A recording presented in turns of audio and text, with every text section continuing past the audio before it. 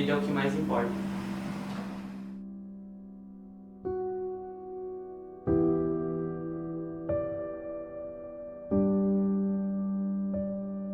Nenhum membro vai definir a capacidade dele ou não, entende? Já tu não pode fazer isso, pode sim, vamos lá que tu consegue.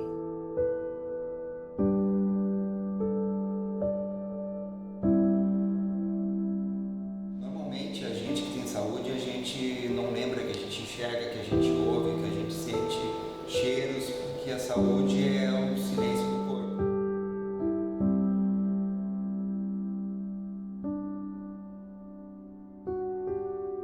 É bem impressionante assim o como errado era o nosso pensamento a respeito da falta de visão.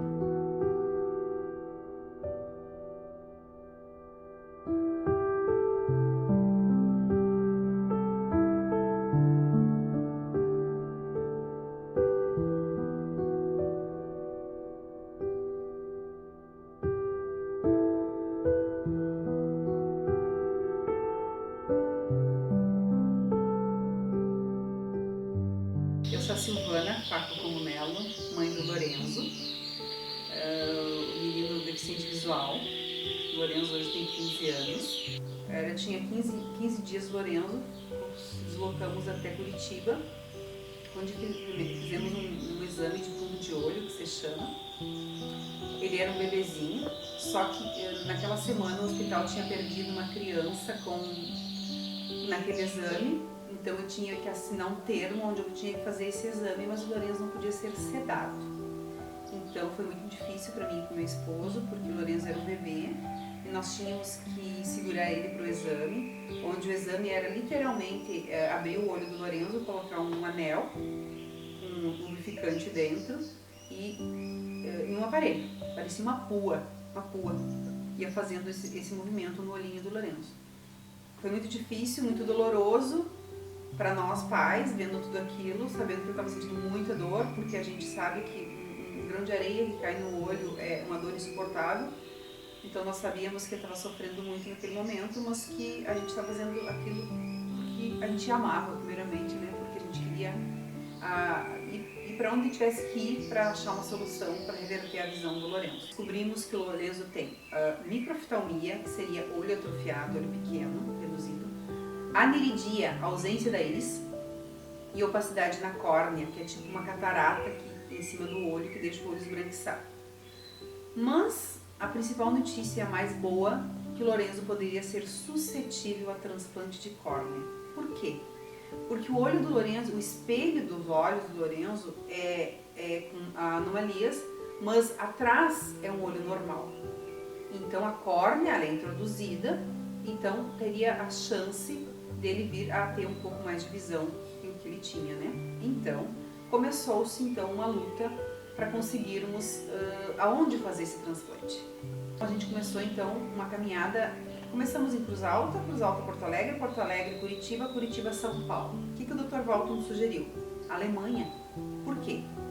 Porque lá tem o médico Dr. Kenneth Kenyon, que é especialista em criança com olhos com má formação congênita, que era nascença, né?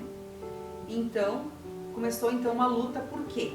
Nós precisávamos saber o HLA do Lorenzo para saber qual córnea ele iria receber. Enfim, então foi muitos exames, isso durou mais de 7, 8 meses. São Paulo, Alemanha, Munique, foi em Munique, né, o primeiro transplante do Lorenzo. O Dr. Walton nos intermediava as nossas conversas, nossos e-mails, tudo em inglês. O Dr. Kenneth Kenyon, que é um americano, que ele tem consultório em Boston e Munique. Mas a gente optou por Alemanha devido ao 11 de setembro. Então estava sendo muito difícil para nós ir para os Estados Unidos. Então a gente optou pela Alemanha, né, por ser mais fácil a nossa entrada lá. Então a gente conseguiu que o Lorenzo fosse transplantado em Munique, com o Dr. Kenneth Kenyon. Então, só que na Alemanha não tem transplante de córnea com compatibilidade. Na verdade, o Lorenzo hoje, depois que ele fizer 18 anos, que ele se determinar, ele vai optar se ele vai fazer o terceiro transplante, mas daí com compatibilidade. Por quê? Porque córnea, num olho normal, ela não rejeita. Dificilmente hoje rejeita. Mas, como o Lourenço tem olho microftalmico e muito atrofiado, muito pequenininho, a vascularização daquela córnea é muito difícil. E foi isso que aconteceu, que rejeitou. Mas eu vou chegar lá. Daí a gente acabou fazendo o transplante de córnea no Lourenço, o primeiro transplante lá. Só que como o Lourenço tem olhos microftalmicos, todas as córneas que tinha no banco de Munique não dava para o Lourenço. Tinha que ser de uma criança recém-nascida.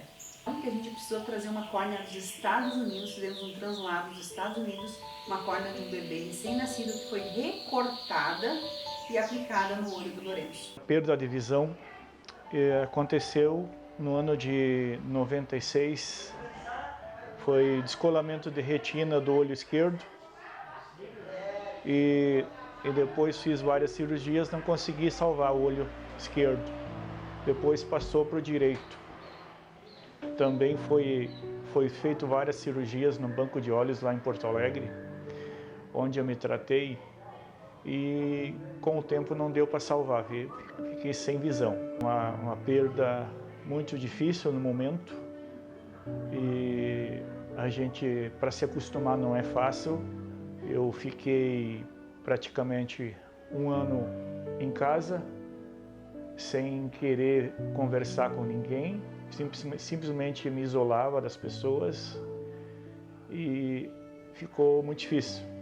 Mas então eu um dia resolvi tomar uma decisão, disse, não, vou mudar essa história, vamos fazer algo diferente, eu tenho que superar esse momento. Foi daí que eu lembrei de uma frase de uma psicóloga, uma assistente social lá do Banco de Olhos em Porto Alegre. Quando eu saí de lá sem visão, ela me disse assim, um dia quando tu precisar de alguma coisa, tu me procura. Eu estou aqui para te ajudar. E foi essa frase que eu lembrei para procurar essa pessoa para ela me ajudar. Não sabia de que forma isso ia acontecer, mas ela me passou na minha memória e estava lá e fui procurar ela. Então, fui a Porto Alegre e ela estava lá. Foi aí que ela me indicou o Centro Louis Braille. Esse centro, ele é que nem a associação hoje aqui, a Devica, lá. Ele atendia, hoje ele não existe mais, mas na época ele atendia pessoas com deficiência visual para conseguir a reabilitação. Voltar a sair, andar, se locomover, escrever, enfim, muitas coisas. E eu comecei a partir daí, então, receber esse atendimento. No primeiro dia, eu entrei na sala e fiquei sentado lá, aguardando me chamar.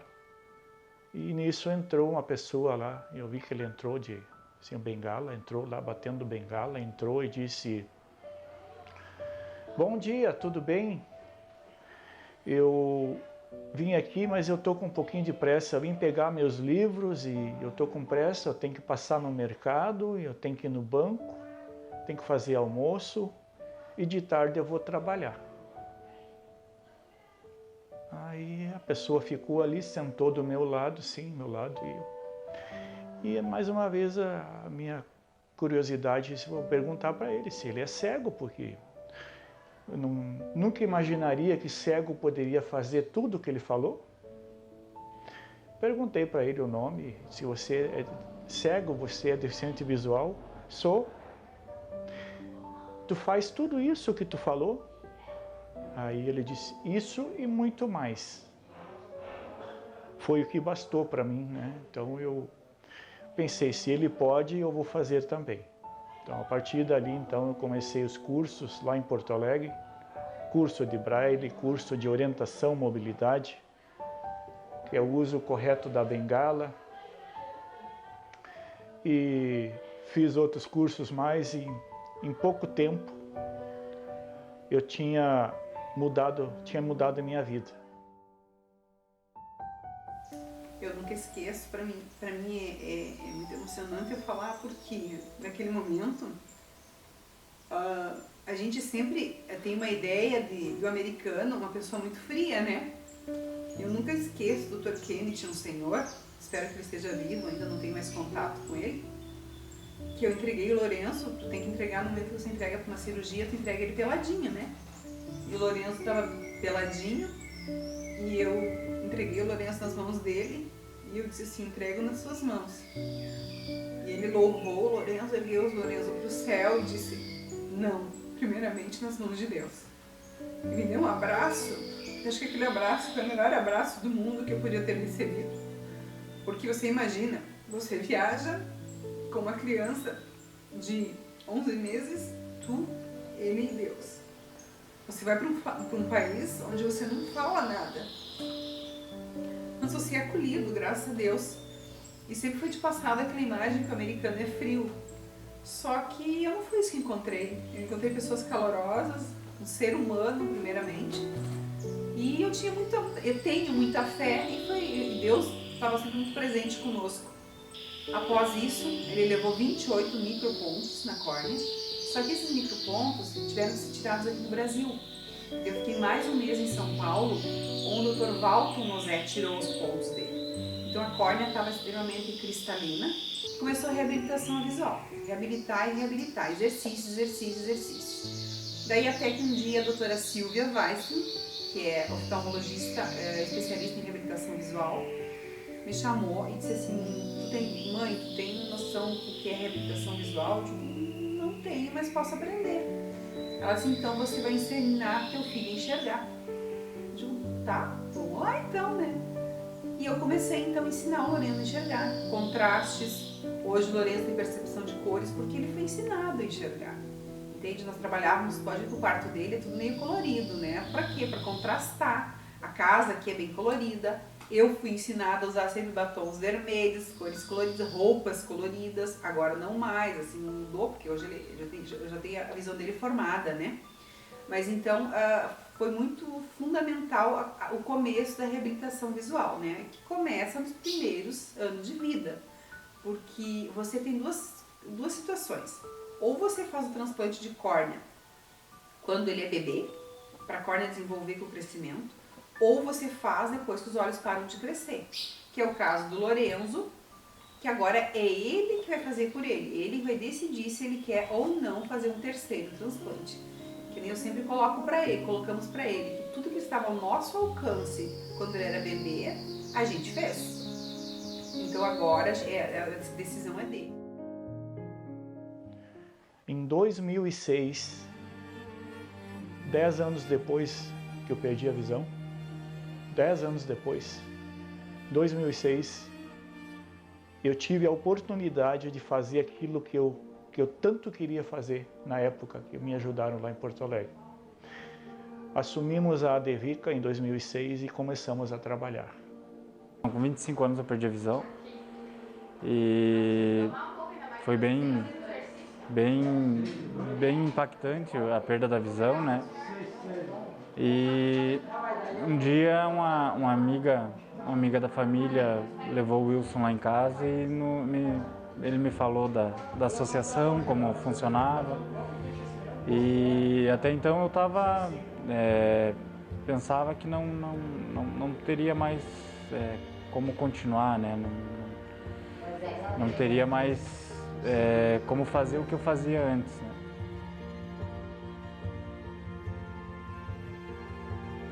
Íamos embora para Cruz Alta, o olho dele estava lubrificando, estava pretinho, estava funcionando tudo bem. Tem um nome científico, mas eu não sei dizer, eu digo isso aqui mesmo. Que ele ia liberando o corticoide e foi diminuindo, automaticamente veio vindo a opacidade na córnea do Lourenço, que hoje ele tem essa opacidade bem esbranquiçada, na qual parece uma catarata. Muito bem. Retornamos a São Paulo, fomos novamente ao Dr. Walton e ele chegou à conclusão e disse, Silvana, infelizmente a córnea do Lourenço rejeitou. E agora? O transplante de córnea pode ser feito quantos tu quiser, até dar certo. Mas existe um porém, tudo tem um preço, entendeu? Tu submete a anestesia, submete a corticoide, submete a um monte de coisas, tu limita um monte de coisas, principalmente com remédios fortes. Então tem que ser uma coisa muito bem pensada. Mas enfim, em 2 anos nós fizemos 2 transplantes de córnea. O que o Dr. Walton chegou à conclusão? Bom, se o Kennedy fez o transplante de córnea no Lorenzo e deu certo, eu vou fazer. Me deixa? Dr. Walton? O senhor foi aluno dele, estudou na Harvard. O que eu vou dizer? O Lorenzo foi o primeiro transplante de córnea em óleo microfóbico no Brasil. Foi feito em São Paulo. Fizemos o segundo transplante. Mesma coisa. Muito bem, os primeiros dias, mais um mês em São Paulo daí. Muito bem, deu tudo certo, só que daí mudou. Eles não têm a tecnologia de colocar corticoide diretamente no osso. Aí o Lorenzo foi para a fila dos transplantados e teve minha dúvida. Só quem fornecia na época essas drogas para não rejeitar era o sucesso. E ele era um bebê que era uma madeira ainda, sabe? Ele era um bebê pequeno, entende? Eu consegui introduzir uma papinha, um iogurte, não era um bebê consciente. Eu dizia assim, toma, que faz bem. Não, eu tinha que misturar com remédio, um cheiro horrível, na alimentação dele. O que aconteceu? O transplante também deu certo. Sem compatibilidade, porque no Brasil não existe compatibilidade. Só tem nos Estados Unidos, em Boston. Não sei se eu coloquei desde o início, só em Boston que tem. Então, o que aconteceu? O Lorenzo precisou tomar essas drogas muito fortes. Ele ficou com 3 meses de aquisição de visão desse segundo transplante. Ele foi parar no hospital, daí a pediatra dele disse, doutor, eu salvo o Lorenzo, eu paro com as drogas. E tinha que introduzir eram 3 vezes por dia para ele tomar, para não rejeitar. Eram corticoides, mas muito fortes que adulto toma, para rir medula, né? Enfim, a história do louco com córneas, então, rejeitou. Aí sim, ele ia fazer 2 anos de idade. Nós paramos com a questão das córneas e voltamos a São Paulo. Só que daí, nesse tempo, o Lorenzo foi muito estimulado. Quando a doutora Silvia disse, mãe, tu tem que ensinar teu filho a enxergar, aí começou assim, ó, tudo que tu imaginava de reabilitação, de estimulação, o Lorenzo foi desenvolvido. Quando criança, a gente sempre assim, como é que eu te explicar? O Lorenzo nunca foi um problema, sempre foi a nossa solução, né? No sentido assim, ó, nós nunca deixamos de fazer nada em função do Lorenzo. Era uma festa? O Lorenzo vai. Era um CTG que a minha filha dançava, tava lá o Lorenzo junto. Era um teatro na escola, vamos lá, o Lorenzo, ele cantava, até por sinal ele cantava muito, né? Agora que ele não canta mais. Era qualquer coisa, o Lorenzo sempre estava muito inserido, né? Festa de criança, pracinha, piscina, então sempre ele foi muito bem acolhido, porque na verdade o grande problema das crianças especiais hoje é quando não nasce uma família pouco estruturada, mas não é estruturada financeiramente, é emocionalmente. Porque você, primeiramente, quando recebe um filho especial, você tem que olhar e amar. Amar. Se você quer que os outros respeitem teu filho, amar é meio, né, é querer demais, mas que respeitem principalmente, isso tem que partir da família. Porque se não partir da família, a escola, a sociedade não vai fazer isso, entende? E não ter vergonha dele, pelo contrário, ter orgulho, porque você capacita ele, você tem condições de capacitar teu filho. Foram muitos trabalhos, muito trabalho, e cada dia mais eu gostava mais de fazer o que eu estava fazendo. Criamos uma associação, um espacinho lá no shopping, depois a gente veio para cá, conseguimos reformar aqui, mas nesse meio tempo foram muitos trabalhos. Entre eles nós temos a Caminhada às Escuras, vocês devem saber. Foi criado curso em Braille, foi criado curso de informática, academia, cozinha, enfim. E também o trabalho social de resgate de pessoas com deficiência visual que estão em casa e que não têm o atendimento necessário. E a gente traz para a associação e todo o atendimento para eles que eles precisam, tanto psicológico, tanto quanto profissional de aprender o Braille, aprender a orientação, mobilidade e a informática. Além disso, nós temos os xadrez, tem o dominó, tem os cursos, nós temos as palestras. A associação faz parceria com a Unicruz, Unijuí, também o Senac, nós fizemos várias palestras. E esse trabalho hoje ele é muito grande, é muito amplo. Hoje nós temos em Cruz Alta muitas pessoas com deficiência visual andando e sendo felizes. E todas elas passaram pela ADVICA. Em média, 40 a 50 pessoas hoje já passaram pela ADVICA, fizeram o seu curso e aprenderam tudo aquilo que eu aprendi naquela época. Podia ter uma vida ativa, podia ter uma vida mais tão normal quanto eu imaginava, né? Acontece muito às vezes tem aquela super proteção da família, né? Que muitas vezes pensa que a pessoa com deficiência visual está mais segura dentro de casa, mais segura às vezes sentado no sofá ou deitado numa cama, né? E que não, às vezes até tem um certo preconceito porque pensa que a pessoa com deficiência visual não vai conseguir fazer as coisas, né? Andar na rua. E, às vezes, muitas vezes é isso, né? E o comodismo, né? Tem algumas pessoas também não se conformam com a perda da visão e acaba pensando que não vai conseguir ou não pode fazer, né? Então a gente já teve vários casos aí de superproteção, da família não deixar sair de casa, né? Não concordar ou não. E alguns casos também das pessoas que pensam que o medo, ou, né, que não vai conseguir sair, não vai conseguir fazer alguma coisa.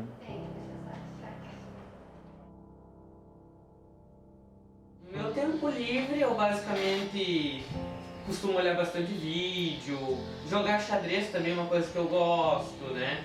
Fico me dedicando. Tem o Braille também, que eu treino. Caminhar, eu e a mãe caminhamos sem bengala, com bengala, mas a questão do xadrez, eu uso um software, tanto no celular tem, quanto no computador. Jogo torneios, né, torneios online, ou até pelo WhatsApp, por exemplo.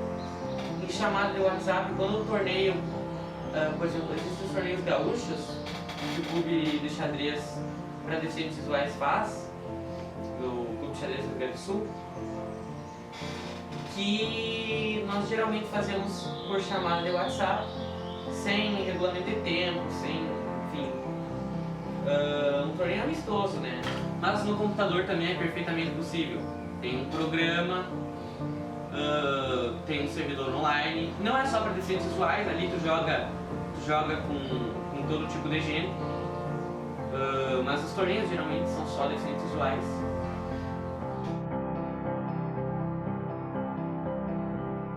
Meu nome é Juliane, eu sou do curso de fisioterapia da Unicruz, do 6º semestre. Eu e a minha colega Caterine, a gente começou a desenvolver um projeto dentro da disciplina Fisioterapia na Saúde Coletiva, com o objetivo de uma ação em alguma área da comunidade, que a gente pudesse proporcionar benefícios à saúde. E daí a gente escolheu a área da deficiência visual, porque a gente acha que é uma área muito importante e na literatura a gente achou pouquíssimo conteúdo que falasse sobre a atuação da físio com esse pessoal. Então a gente desenvolveu um projeto dentro da disciplina que tinha o objetivo de a gente vir até aqui na ADVICA, fazer atividades com o pessoal, fazer alguns testes para ver como é que estava a capacidade física, a postura e trazer um retorno para eles com essas atividades que a gente desenvolve. A gente faz alongamentos, a gente faz alguns exercícios de fortalecimento muscular, alguns exercícios posturais e para o equilíbrio que também é prejudicado com a falta da visão. Muitas vezes a criança nasce cega, nasce com um problema visual, o que sem dúvida alguma que é um evento trágico na família. E há várias causas e vários motivos que podem fazer com que a criança já nasça com deficiência visual. desde uma má formação ocular. Eu já tive caso de criança que nasceu com atrofia ocular, ou seja, durante as fases de desenvolvimento embrionário, não houve o desenvolvimento do globo ocular. Então a criança já nasceu com os globos oculares atrofiados, o que fez com que o desenvolvimento da visão tenha sido muito precário. Nós temos também tumores oculares. Existe um tumor chamado retinoblastoma, que também afeta crianças nos primeiros anos de vida, e normalmente o tratamento é a retirada do órgão, porque esse tumor pode dar metástase e levar a criança ao óbito. Muito comum, ou relativamente comum no nosso meio, é uma doença infecciosa chamada toxoplasmose, na qual a criança ela pega a infecção durante a gestação da sua mãe. A mãe pega, no caso, a doença e transmite através da placenta para a criança. Então a criança nasce com lesões no fundo do olho. Essas lesões podem afetar um ou os dois olhos em vários graus. E, então isso também já afeta a criança, a visão da criança já nos primeiros anos de vida e deixando sequela permanente. Crianças prematuras também têm um problema sério chamado retinopatia da prematuridade. As crianças prematuras normalmente elas têm que ir para a incubadora e receber uma oxigenoterapia adicional, e esse oxigênio, se não for muito bem dosado, pode causar uma isquemia, que é uma diminuição da oxigenação da retina, também levando a alterações que podem, em maior ou menor grau, deixar a criança com sequela visual pelo resto da vida. Nós podemos dizer que as crianças podem ser afetadas por problemas visuais desde o nascimento. Nós temos doenças que já afetam a criança quando nasce, que são as enfermidades congênitas. Por exemplo, o glaucoma, que é uma doença onde a pressão ocular aumenta, isso leva ao dano do nervo do olho. O glaucoma afeta adultos também, mas a criança também pode nascer com glaucoma. Nós temos a catarata, também é bem conhecida, é popularmente conhecida, que é uma opacificação do cristalino, também afeta adultos, mas também afeta crianças e recém-nascidos. Também o tratamento tem que ser feito prontamente. Por que o tratamento tem que ser feito prontamente? Porque o desenvolvimento da visão da criança, ela ocorre principalmente nos primeiros 6 meses e depois até os 6 anos de idade. Ou seja, se não for resolvido nesse tempo, nós teremos sequelas permanentes. Algumas crianças também nascem com graduações, miopia, hipermetropia, astigmatismo, que são popularmente conhecidas.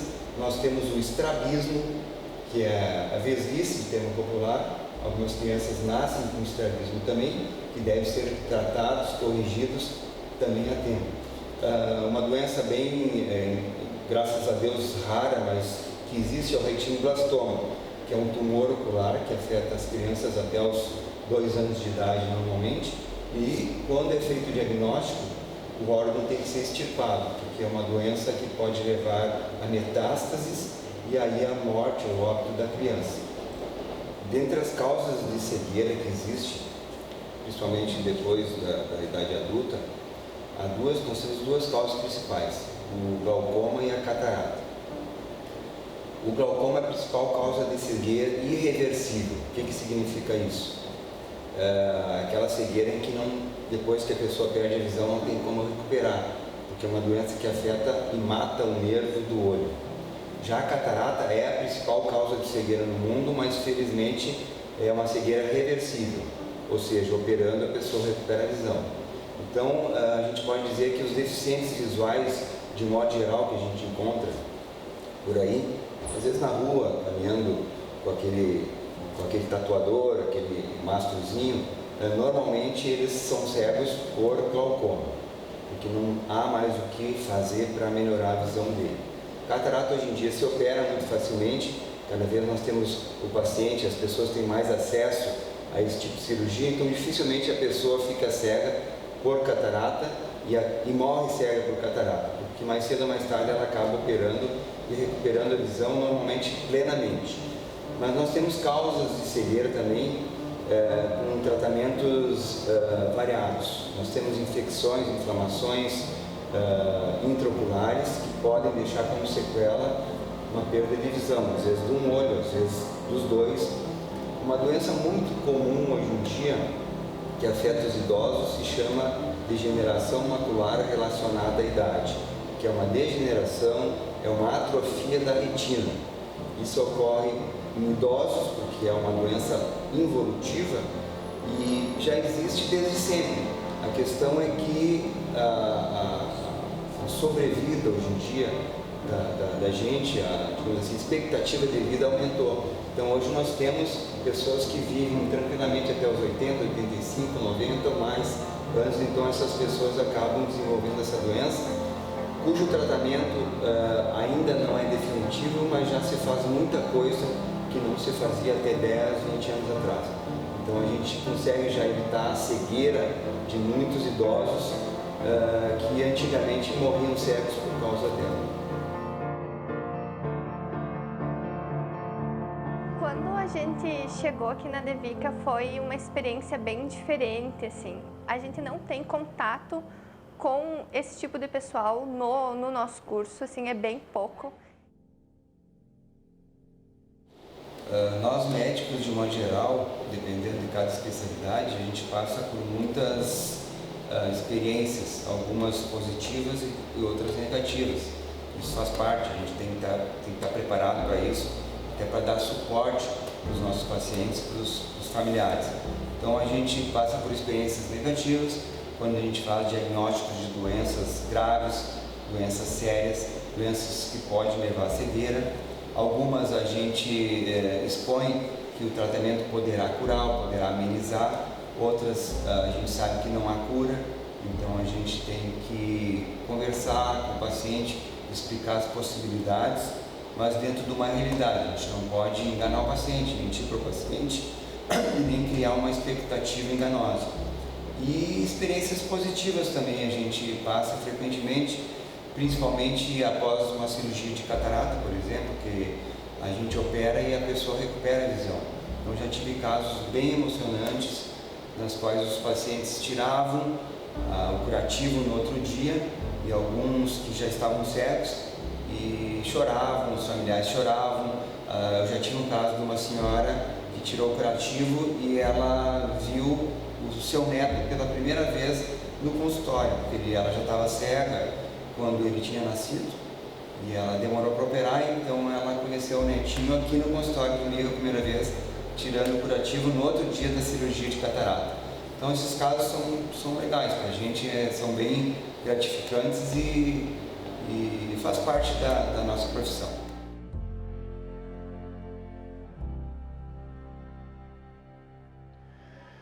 Isso está no coração da gente. Eu recebi aquela ajuda e no momento eu prometi para mim mesmo que surgisse a oportunidade eu iria ajudar outras pessoas. E isso é não tem preço a gente poder ajudar essas pessoas, né? É sem comparação de poder ensinar uma pessoa, de poder mostrar o caminho para eles, poder aprender e principalmente ser feliz, né? De poder ser útil para a sociedade, ser útil, mas principalmente para si mesmo, né? Ser alguém, ser uma pessoa, bater a mão no peito e dizer eu sou deficiente visual, o que tem, mas eu sou feliz.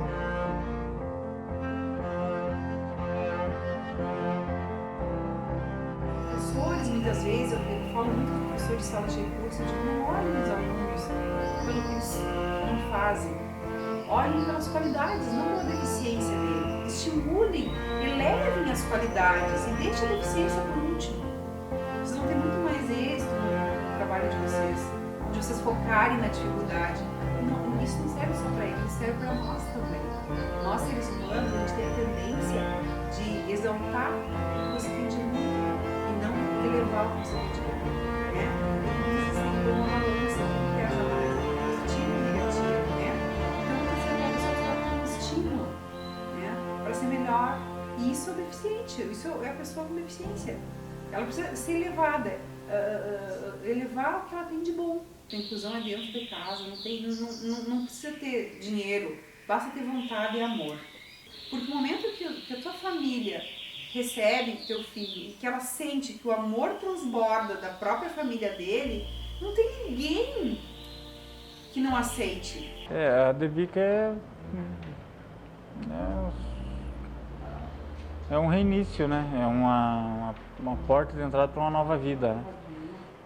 A gente pensa que terminou, quando acabou a visão, terminou tudo. E entra aqui e percebe que é só um reinício, né? É um recomeço. Tudo que, posso dizer que 90% do que eu fazia antes, eu faço agora de novo, só que com técnicas diferentes, né? A gente faz as mesmas coisas, só que tem umas técnicas mais seguras, né? Que nós aprendemos aqui na associação e é passado os conhecimentos que um tem, vai passando para os outros e segue a corrente, né? Então, meu futuro, o que eu espero pro meu futuro? Eu gosto de esperar, ver o que a vida tem pra mim, ver o que vai acontecer, até porque já aconteceu muitas vezes comigo e acontece com todo mundo. Tu vai lá e faz um plano e a vida, ela fala assim, não vai ser esse teu plano, vai ser diferente. E aí acontece que o teu plano original vai pro espaço e tu tem que se adequar a uma nova realidade. Mas isso não significa que eu não possa fazer planos. E não significa que eu não tenha planos ou um planejamento, que é importante também. Eu gosto muito de tecnologia, aí tá um ponto. Gosto de história, pode ser que eu também vá nessa área, mas eu acho que hoje em dia o mais provável é psicologia e política é uma outra área que eu também gosto muito. O importante é que eu tô vivo, e se eu tô vivo, tá bem, ainda tá bom.